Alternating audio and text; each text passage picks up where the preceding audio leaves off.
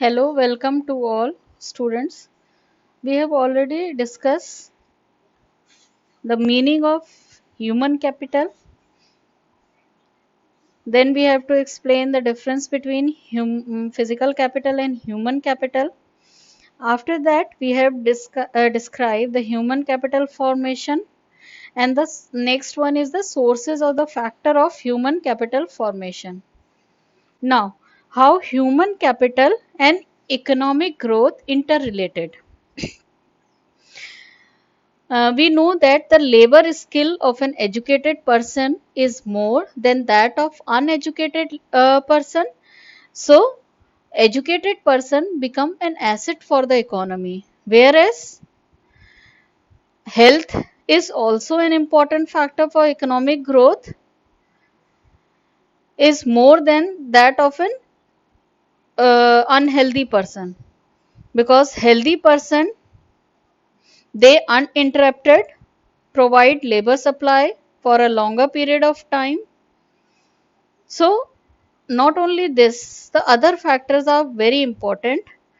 Not only health and education, but increase in real national income of a country shows the economic progress. So health, on the job training, market information, migration, and information about the market, education, all are very important indicator for an economic growth. So in this, the first point is enhancement of productivity of human capital. Human capital की productivity को कैसे enhance किया जाए या कैसे upgrade किया जाए, increase किया. So human capital formation raise the productivity and production as skilled and efficient workers make better use of the given resources. Means they can use the existing resources better if they are highly skilled and they are efficient. Technical skill can be acquired only by means of education, training, and sound health of the people. And investment in human capital produce such skill and expertise knowledge which may increase their productivity, which is very essential for economic growth. So this is the way you have to explain the first point of enhancement of productivity of human capital.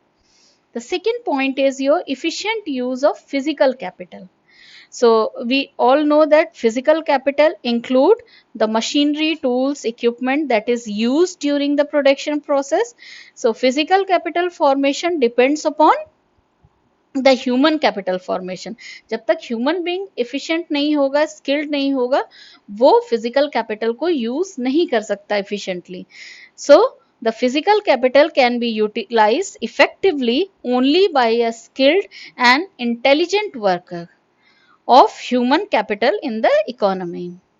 So human capital formation raises productivity of physical capital, which is desired for economic growth. The third point is your innovation and technological improvement. Innovation means research work and development in new technologies.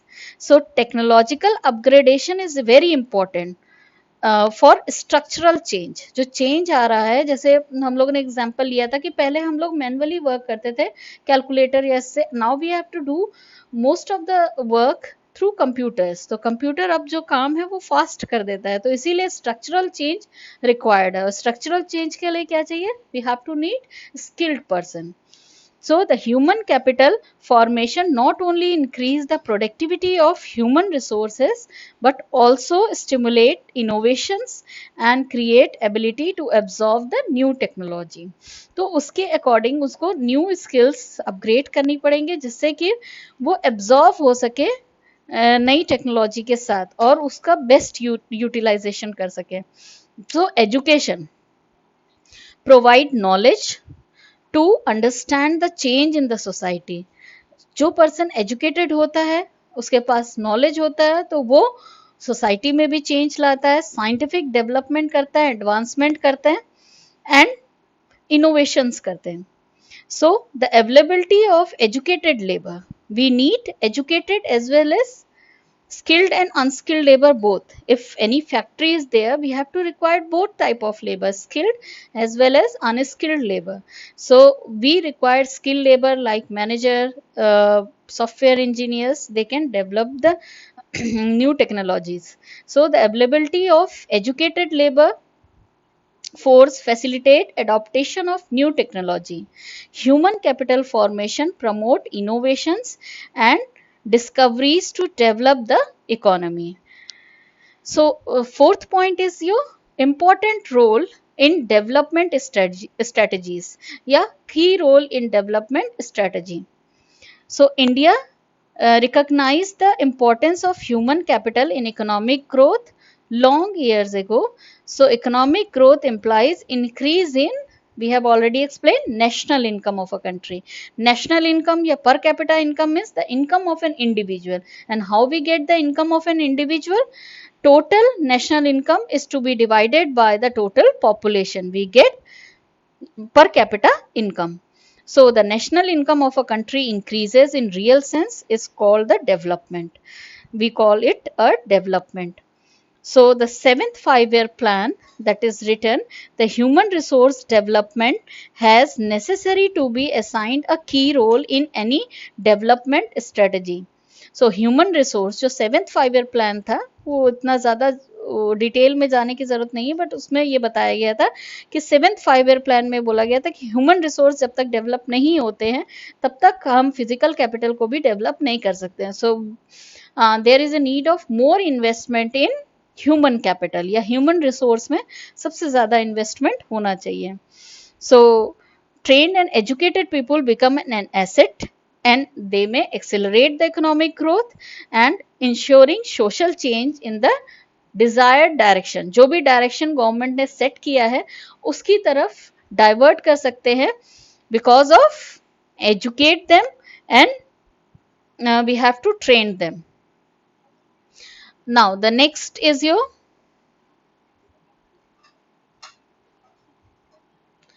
improvement. Next point is your improvement in quality of life.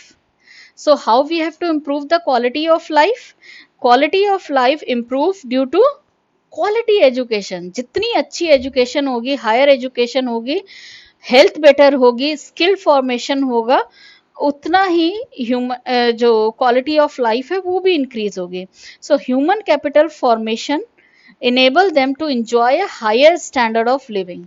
अगर आपके income ज़्यादा educated होंगे तो आपके पास job prospectives भी ज़्यादा होंगे, आप हायर इनकम ग्रुप को या जॉब को अप्रोच कर सकते हैं, तो उससे क्या होगा, आपका लिविंग स्टैंडर्ड भी हाई होगा. So a high living standard as they are able to generate the better remuneration for them and for the nation, और इससे ओवरऑल नेशन का भी डेवलपमेंट होगा. Then we have the positive change in attitude. Attitude में क्या positive change आएगा, अगर हम इन्वेस्टमेंट करेंगे ह्यूमन कैपिटल में, सो people become more knowledgeable and skilled, है ना, and they are more modern in their thought and action. वो अपने एक्शन और थॉट्स में भी मॉडर्न होंगे, उनकी अप्रोच पॉजिटिव होगी, उनका माइंडसेट चेंज होगा, है ना. सो दिस में increase the outlook and attitude towards the various aspect. Her aspects को देखने का जो उनका एटीट्यूड होगा और जो उनका आउटलुक होगा वो भी चेंज हो जाएगा, प्रोस्पेक्टिव भी चेंज होगा. सच एज ट्रेडिशनल जो चीज़ें चलती चली आ रही है, पेट्रियार्चल सोसाइटी जैसी आपकी है ना, मेल डोमिनेंट सोसाइटी है, now they can say that the 50% better half womens also play a major role in the economic prospective. So they move towards the traditional job market, mobility etc which are helpful to develop of a country. तो उनका mindset change होगा और वो positive attitude के साथ कोई भी work करेंगे and they are able to make rational choice in respect of job opportunities. तो वो रैशनली, समझदारी से वो सोच के जॉब जो है, जॉब की अपॉर्चुनिटी को ऑप्ट करेंगे। It leads to the emergence of modern society. Modern society की तरफ हम लोग मार्च करेंगे and desired for economic growth, जो कि जो हमारी प्रोस्पेक्टिव ग्रोथ है जो हमने डिजायर करी है उसको अचीव कर पाएंगे। So these are all the 5 points of human capital and economic growth. Now we have to find out the relationship between human capital and economic welfare. ये दोनों कैसे interrelated है, human capital और economic welfare. So empirical evidence, जो आपके statistical data जो हमको मिले हैं वो प्रूव करते हैं कि human capital cause the economic growth, है ना, कि इसमें ग्रोथ तो हुई है पर उतना ज्यादा नहीं हुई है ना, क्योंकि हम उसको स्टैटिकली स्टडी नहीं कर पा रहे हैं या बहुत से ऐसे फैक्टर्स हैं जिसको हम डीपली स्टडी नहीं कर सकते हैं। दिस में भी बिकॉज ऑफ मेजरमेंट प्रॉब्लम, क्योंकि इसमें बहुत सी मेजरमेंट प्रॉब्लम आ रही हैं, जैसे education measured in terms of years of schooling है। जैसे हम बोलते हैं एजुकेशन की कितने साल तक बच्चे ने स्कूलिंग करी है उसके ऊपर डिपेंड करता है। स्टूडेंट टीचर रेशियो के बीच में डिपेंड करता है, या कितने बच्चों ने एडमिशन लिया इनरोलमेंट रेशियो के बेसिस पे होता है। बट इसमें क्वालिटी एजुकेशन नहीं है, है ना। तो quality education in the sense means कि जो स्किल्ड, हाईली स्किल्ड टीचर थे ये तो इसमें क्लियर नहीं हो रहा है, और जो एजुकेशन उसने ली वो रेगुलर रहा कि नहीं स्कूल में, ये सारे फैक्टर्स भी हैं। तो इस वजह से हम इसको काउंट नहीं कर पाते या मेजर नहीं कर पाते, ये प्रॉब्लम्स फेस हो रही हैं इसमें। So using the indicator mentioned above we have to analyse of improvement in education and health sector. तो हम इसमें क्या कर सकते हैं, हम एजुकेशन सेक्टर में इंप्रूवमेंट ला सकते हो, हेल्थ सेक्टर में भी, है ना।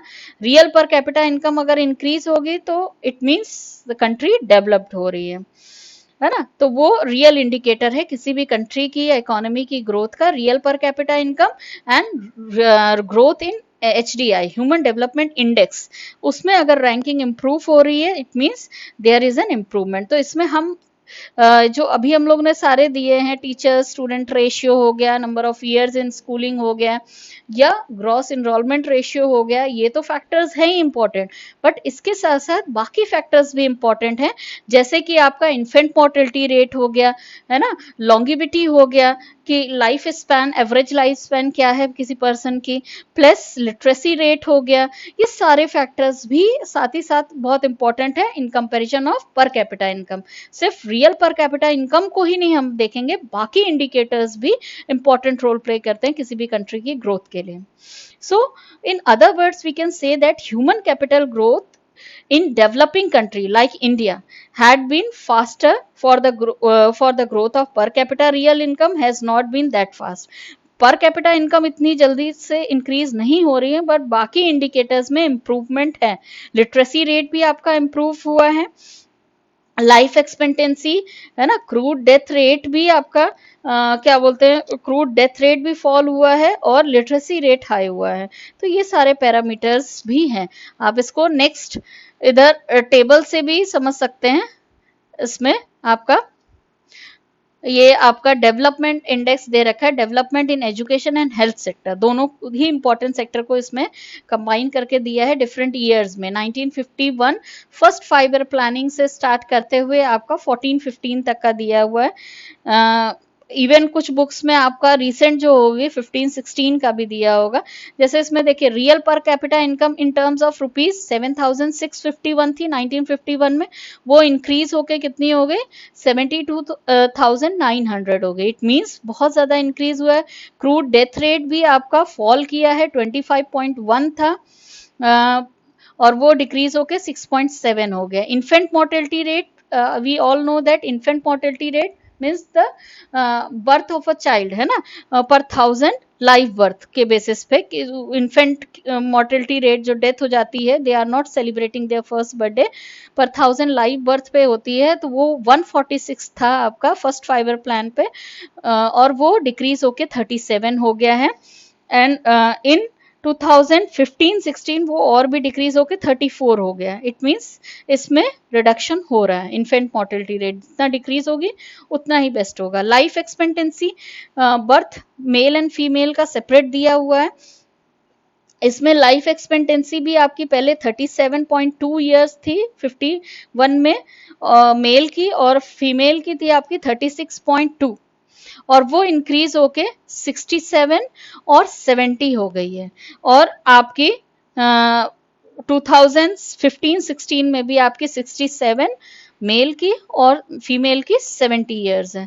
तो इट मीन्स ये इम्प्रूव हुई है। लिटरेसी रेट की बात अगर किया जाए 16% थी overall literacy, male and female की 16.67% है 1951 में। वो इम्प्रूव होके आपकी कितनी हो गई है 76, और ये आपकी 2015-16 में भी आपकी 76%। इट मीन्स आपकी लिटरेसी रेट हाई हुआ है।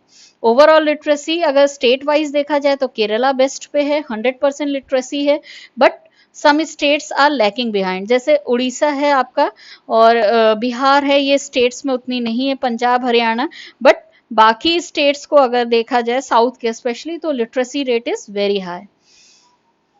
तो literacy and even in health indicators are better in those states. So now we have to explain the next topic, transformation of India into a knowledge economy. Knowledge economy कि कैसे हम transform करें। जैसे World Bank in its recent report India and the knowledge economy leveraging strengthen and opportunities state India should make a transition to the knowledge economy, and if it uses knowledge as much as Ireland does, then the per capita income of India will increase from a little over $1,000 in 2002 to $3,000 in 2020। तो ये world bank की जो है expectation है कि अगर India अपने education पे इन्वेस्टमेंट करेगी तो उसकी जो पर कैपिटा इनकम है वो $1 से इंक्रीज होके $1,000 इंक्रीज होके 3,000 हो जाएगी, 3 टाइम्स मोर। तो इट मीन्स ये आपका क्या है, ये एक्सपेक्टेशन है कि इतना इंक्रीज होना चाहिए। So it further state that the Indian economy has all the key ingredients for making this transaction. हमारे यहाँ सारी फेवरेबल कंडीशंस हैं जिससे कि हम इम्प्रूव ग्रोथ कर सकते हैं। जैसे कि critical mass of skilled workers हैं, we have skilled workers as well as we have a largest democratic country, means we have a political stability also, and diversify scientific and technological infrastructure is also there. तो हमारे यहाँ infrastructure भी है। दस the two reports point out that the fact that future human capital in India will move its economy to a higher growth trajectory. तो ये एक तरह से एक्सपेक्टेशन किया गया है कि अगर इसी तरह से वो ह्यूमन स्किल्स, हेल्थ और बाकी ट्रेनिंग पे अगर फोकस करे, है ना, ज़्यादा से ज़्यादा जो एक्सपेंडिचर है वो जीडीपी का वो इसमें होगा। अगर एजुकेशन और इसमें अगर इंक्रीज कर देती है तो वो फ्यूचर लीडर हो सकती है वर्ल्ड वाइड और बेस्ट इकोनॉमी में कन्वर्ट हो सकती है। So we have to discuss this one. अच्छा, नेक्स्ट टॉपिक हम लोग इसके आगे जो है problem facing human capital formation, वो नेक्स्ट वीडियो में डिस्कस करेंगे। So today you have to note down this. Thank you.